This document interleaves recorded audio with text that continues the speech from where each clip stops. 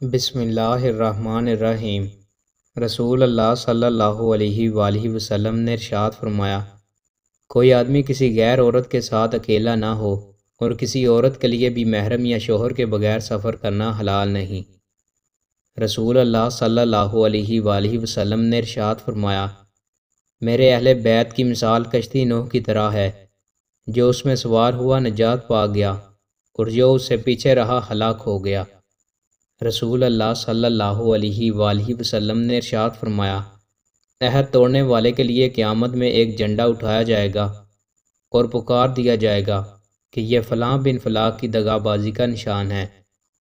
رسول اللہ صلی اللہ علیہ وآلہ وسلم نے ارشاد فرمایا، مسکین آدمی کو صدقہ دینا صرف صدقہ ہے، جبکہ رشتہ دار کو صدقہ دینا صدقہ بھی ہے اور صلح رحمی بھی۔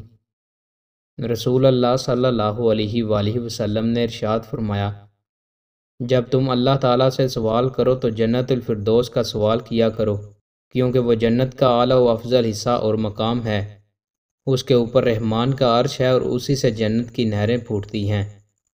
رسول اللہ صلی اللہ علیہ وآلہ وسلم نے ارشاد فرمایا، سب سے بڑا بہتان اور سخت جھوٹ یہ ہے کہ آدمی اپنے باپ کے سوا کسی اور کو اپنا باپ کہے، یا جو چیز اس نے خواب میں نہیں دیکھی اس کے دیکھنے کا دعویٰ کرے، یا رسول اللہ صلی اللہ علیہ وآلہ وسلم کی طرف ایسی حدیث منسوب کرے جو آپ نے نہ فرمائی ہو۔